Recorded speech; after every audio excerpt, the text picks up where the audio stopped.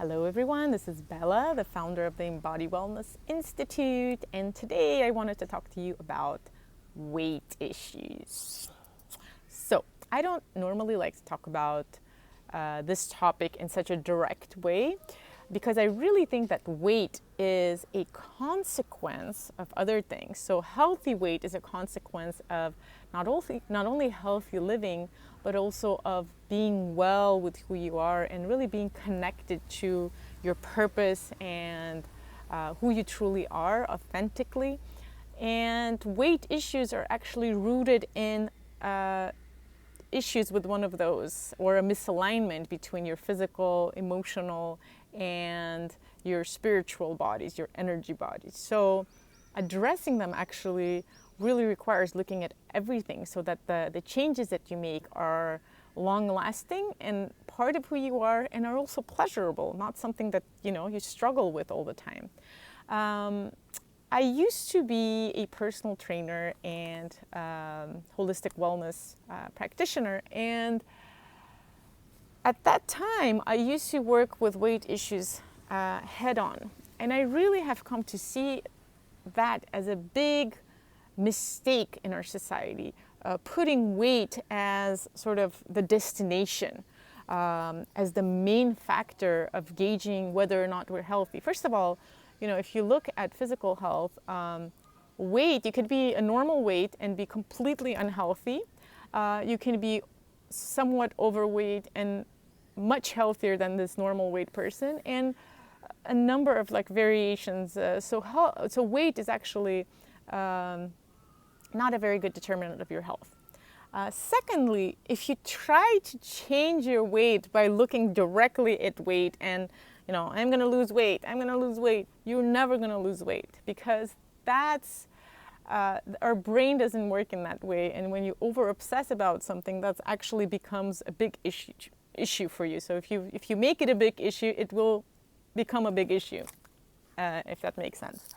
And so in this video, I just want to quickly address the causes that I already addressed it a little bit, but to go over those different aspects that could have created weight issues, and how to start shifting our habits that are associated to your weight in order to make permanent and sustainable changes that are different from the recommendations that we get from most of our in the mainstream. So in order to understand weight, we have to look at why is it so difficult for us to change our eating habits? We all know that we need to eat healthier, right? But the reason is, think about when you first had contact with food. Normally it's your mom's breast, right? It's through breastfeeding, and it's that first moment you're born, and food is not just food, it's associated with the smell of your mom, with that warmth.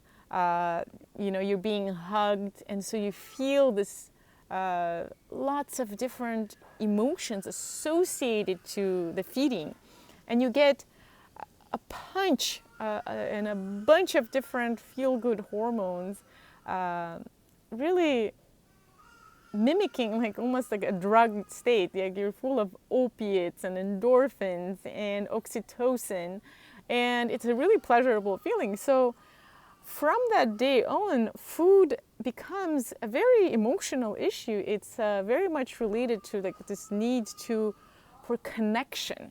It's not just about food, it's about the connection, because you were just separated from your mom and you were looking to reconnect with her. So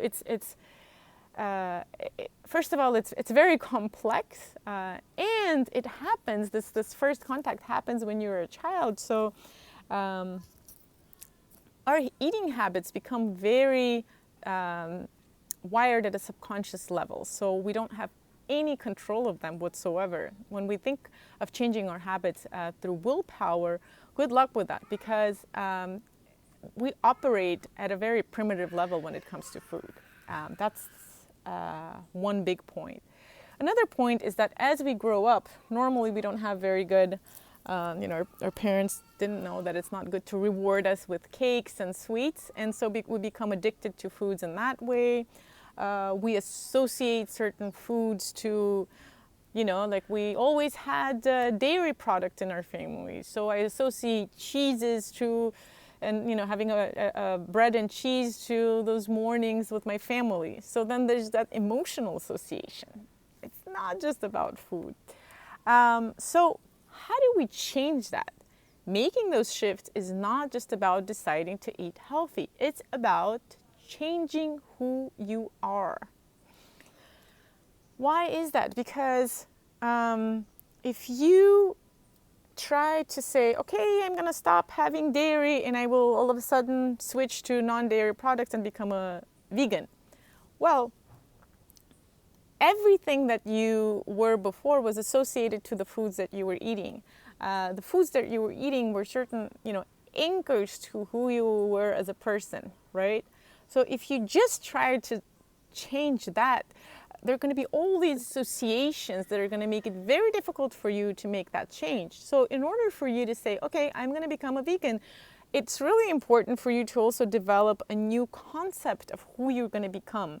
And that's going to come with understanding, like, I really want to take care of my body, and I can't even think of, being a healthy person if I eat milk, let's say, right? So I create that concept that drinking milk is going to make me an unhealthy person. And so that association really will help you say, okay, as this new person that I'm going to become, I'm not going to drink milk anymore. So it's really important to make these shifts simultaneously, to really understand that, for example, let's say you eat a cake at 4 p.m. every day when you get that slump of energy. Well, changing that habit is going to require for you to understand why you're eating the cake in the first place. So after some digging, you're going to understand that it's actually, it might be an emotional issue, it might be a need for, some company, or you're lacking energy, so you can find other ways to obtain this energy. And then once you find an appropriate substitute for that, like having a quick jump and jack session, or calling a friend if it's an emotional thing, calling your mom, to then saying, this new habit, every time I do it, it's going to remind me that I have decided to change and I'm this new person that takes care of my body. So it's, you have to create these new anchors. And so changing healthy habits and becoming a new person go hand in hand. And when you can change those subconscious behaviors together with your, changing your limiting beliefs and changing your mind, then those changes will be permanent. They will become really sustainable and really pleasurable, because you will now enjoy having that new behavior, that new healthy food that's related to who you are. So it takes some untangling. I just went very quickly to this, but this is what we're doing. We're going to be doing also in our New You program, looking at how your day-to-day habits are related to who you are as this previous person, figuring out, who do I want to become, and then really shifting all of those seemingly unimportant habits to align with this new you. And in that way, we're going to realign your physical body with your emotional body, the energy, and with the purpose that you want to have in your life. So stay tuned. Contact me if you're interested, and I really want to help you with all of those seemingly unrelated topics so that you can become a new you, healthy you, productive you, someone that's really enjoying their life and having amazing relationships with purpose. Yes, you can do all of that in one program. Look forward to having you in the New You program.